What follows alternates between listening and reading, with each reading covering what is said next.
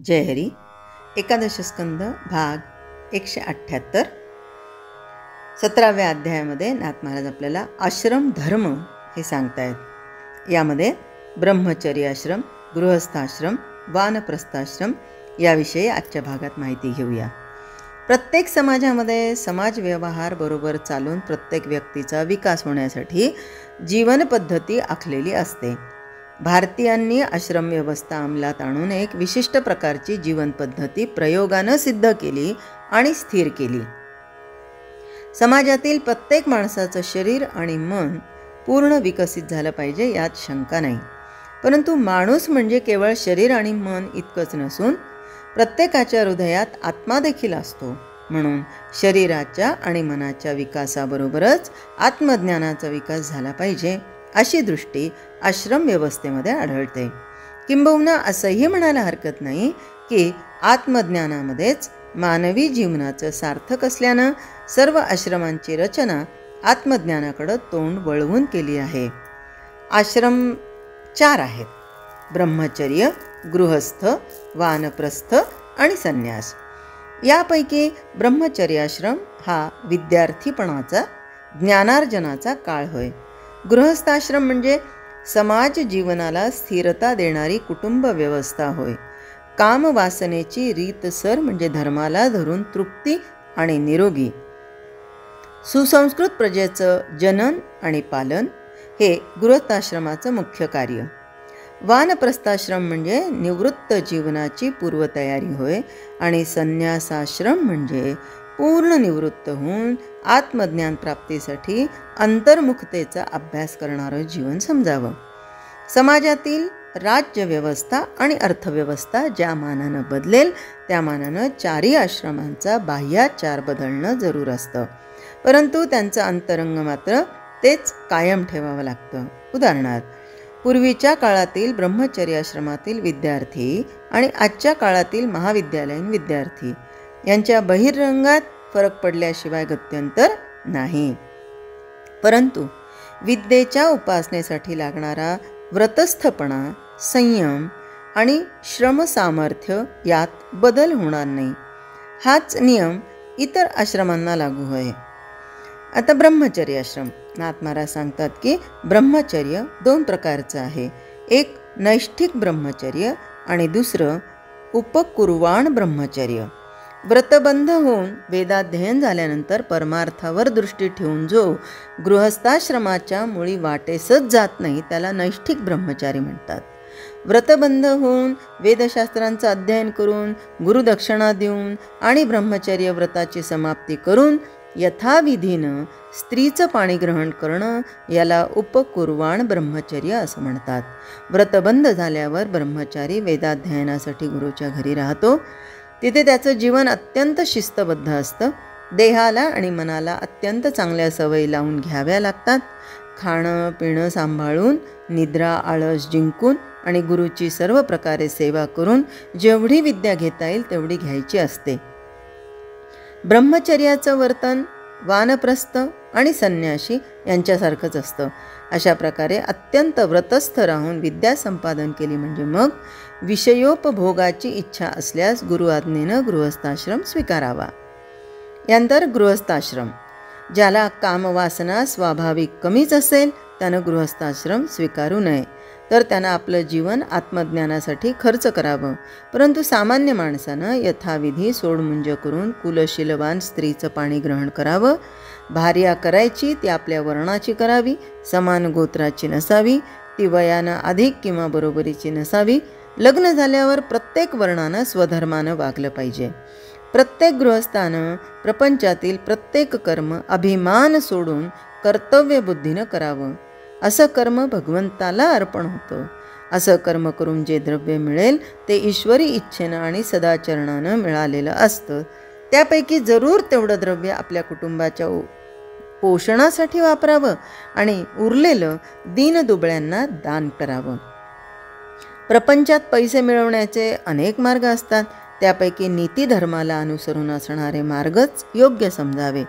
प्रसंगी काळ वाईट आला असता ब्राह्मणानं क्षत्रियांचा किंवा वैश्यांचा पेशा पत्करावा. पैसा नाही, पेशा पत्करावा. म्हणजे त्यानं सैन्यात शिरावं किंवा वाणीपणाचा धंदा करावा. अशा प्रसंगी क्षत्रियानं वाण्याचा धंदा करावा किंवा कोरडी भिक्षा मागावी. वैश्यावर प्रसंग आला असता, म्हणजे वैश्य हा त्याचे जर दिवस पलटले तर त्याने अगदी हलके धंदे करण्यास हरकत नाही. आणि शूद्रानं अशा प्रसंगी त्यातल्या त्यात काहीतरी समाजसेवा करून पोट भरावं. हे नियम झाले हे सगळं गृहस्थाश्रमाबद्दल. आता नाथ महाराज सांगतात वानप्रस्थाश्रमाविषयी. मानवी जीवनाचे अंतिम ध्येय आत्मज्ञान हेच असल्यामुळं गृहस्थाश्रम जरी झाला तरी त्यामध्ये इंद्रियांचा संयम राखून, उत्कृष्ट ईश्वरनिष्ठा ठेवून, अतिभोगाबद्दल आसक्ती सोडून वृत्ती अभंग राखावी. मनातील विषय वासना सुटून मन दृश्यातून आपोआप निवृत्त व्हावं, हाच आश्रम व्यवस्थेचा मूळ हेतू आहे. म्हणून घरदार, बायको, मुलं, पैसा अडका यांनी गृहस्थाश्रम संपन्न असला तरी त्यांची आसक्ती धरू नये. उलट परमात्म्याच्या अनुसंधानानं चित्तवृत्ती नेहमी सावध ठेवावी. प्रपंचातील परिस्थिती खरोखर क्षणभंगूर असते. दोन्हीकडून दोन नद्यांचे प्रवाह आले म्हणजे त्यात वाहत आलेली लाकडं त्यांच्या संगमावर एकत्र होतात आणि पाण्याचा लोंढा आला म्हणजे दाही दिशांना फाकतात. त्याचप्रमाणे जीवानं देह धारण केला म्हणजे पूर्वकर्माच्या संबंधानं अनेक नातेवाईक एके ठिकाणी येतात, पण झाडाखाली क्षणभर एकत्र जमलेल्या प्रवाशांप्रमाणे बायको, मुलं, आप्तइष्ट या सगळ्यांचा समागम तात्पुरता असतो. ज्याप्रमाणे एका स्वप्नातील पदार्थ दुसऱ्या स्वप्नात येत नाहीत, त्याचप्रमाणे या जन्मातील नातेवाईक दुसऱ्या जन्मात एकमेकांना ओळखत नाहीत. हा सूक्ष्म विवेक ज्याच्या मनात स्थिरावतो त्याला ममत्व मोहवत नाही.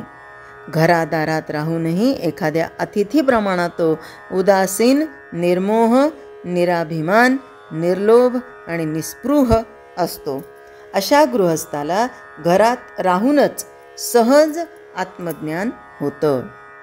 आता वानप्रस्थाश्रमाबद्दल जे आधी सांगितलं त्यामध्ये आणखीन याही गोष्टींचा समावेश होतो. तो असा की जो गृहस्थ घरात राहून आश्रमधर्म पाळत असता मुख्यतः भगवंताची भक्ती करतो त्याला इतर आश्रमांचे कारणच उरत नाही.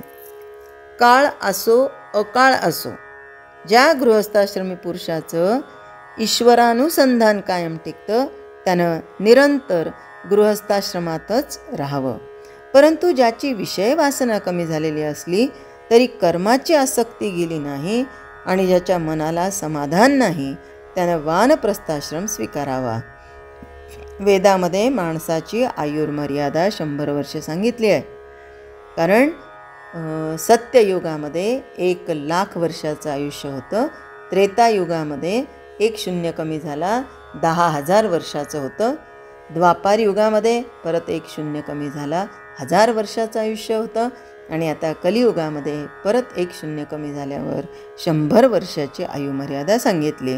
त्यातील 2 भाग जाऊन 3रा भाग सुरू झाल्यावर म्हणजे 66 वर्ष होऊन गेल्यावर वानप्रस्थाची तयारी करावी.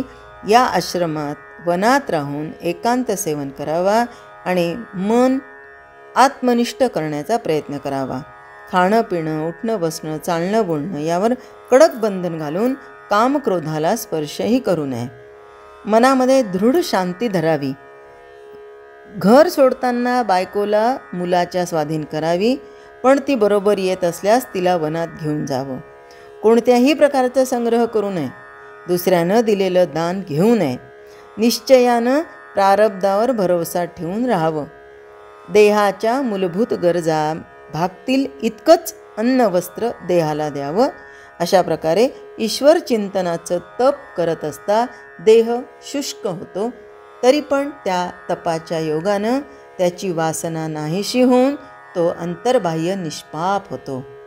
वासना थोडी जरी शिल्लक राहिली तरी सूक्ष्म रूपानं ती प्रतिबंध करते.